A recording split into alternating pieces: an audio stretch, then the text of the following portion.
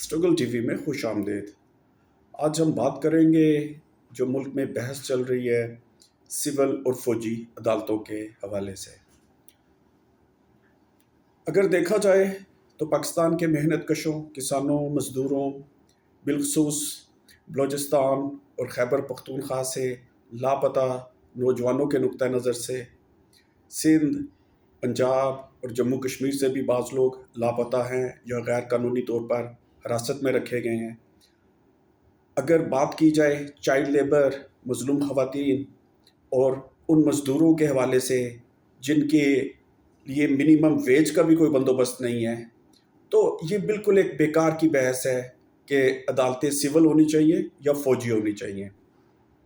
ہمارا مطالبہ یہ ہے کہ عدالتیں ورکرز کوڈ پر مبنی ہونی چاہیے جو سرمایہ کا ٹرائل کر سکیں، اور ہمیں ان کے سول اور فوجی کردار میں دلچسپی نہیں ہے، ہمیں ان کے طبقاتی کردار میں دلچسپی ہے۔ ہم بلا شبہ فوجی عدالتوں کے، فوجی آمریتوں کے، فوج کی سیاست میں مداخلت کے، ہر قسم کے سیاسی کردار کے خلاف ہیں۔ ہمیں کسی سے کسی قسم کے کسی سرٹیفکیٹ کی ضرورت نہیں ہے کہ ہم جمہوریت پسند ہیں یا نہیں ہیں۔ سوشلزم جمہوریت کے بغیر مکمل ہی نہیں ہوتا۔ ہم صرف ان نام نہاد لبرلز اور بعض بائیں بازو کے ان کارکنوں کی بات کرنا چاہتے ہیں جو اس بحث میں الجھے ہوئے ہیں۔ اس کی بات ہم بعد میں کریں گے، پہلے ذرا سول عدالتوں کی کارکردگی کو تاریخی طور پر دیکھ لیں۔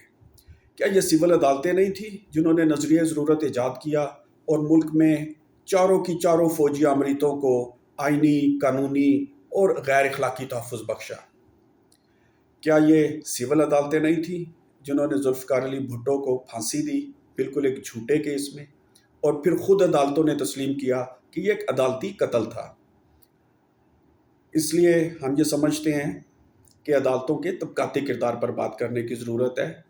ان عدالتوں کے طبقاتی کردار پر بات کرنے کی ضرورت ہے جنہیں آج کل قیدی نمبر 804 کے علاوہ کچھ دکھائی نہیں دیتا، جنہیں نظر نہیں آ رہا کہ ملک میں 2.5 کروڑ بچے اسکولوں سے باہر ہیں اور چائلڈ لیبر کرنے پر مجبور ہیں۔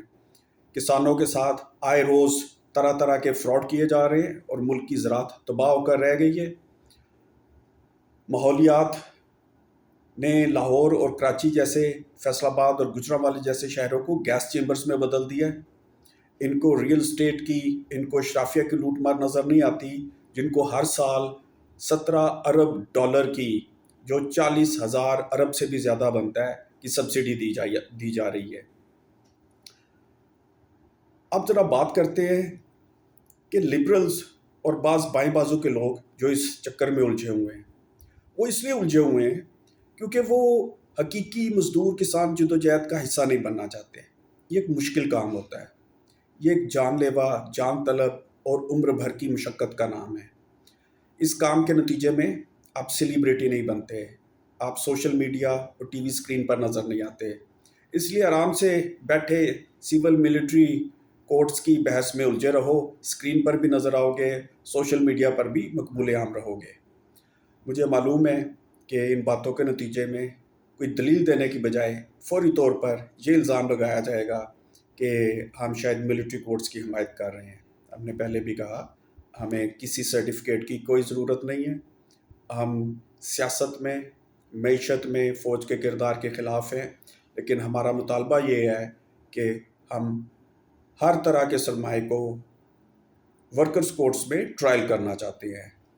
یہ سرمایہ جرنیلوں کی شکل میں آئے، اس کا رنگ چاہے خاکی ہو، یہ ملک ریاض، ریل اسٹیٹ اور سمگلروں کی شکل میں آئے، چاہے اس کا رنگ کالا ہو، نواز شریف، عمران خان اور زرداری کی رجتی سیاست بن کر آئے، چاہے اس کا رنگ نیلا ہو، یہ تقی عثمانی، طارق جمیل، گدی نشینوں، پیروں اور طالبانوں کے روپ میں ہرا چوگا پہن کر آئے، ہم ہر طرح کے سرمایہ کو، ہم ہر طرح کے ظلم کو، ہم ہر طرح کے طبقاتی استحصال کو ورکرز کورٹس میں، مزدوروں کسانوں کے کورٹس میں ٹرائل کرنا چاہتے ہیں۔ آپ کا شکریہ۔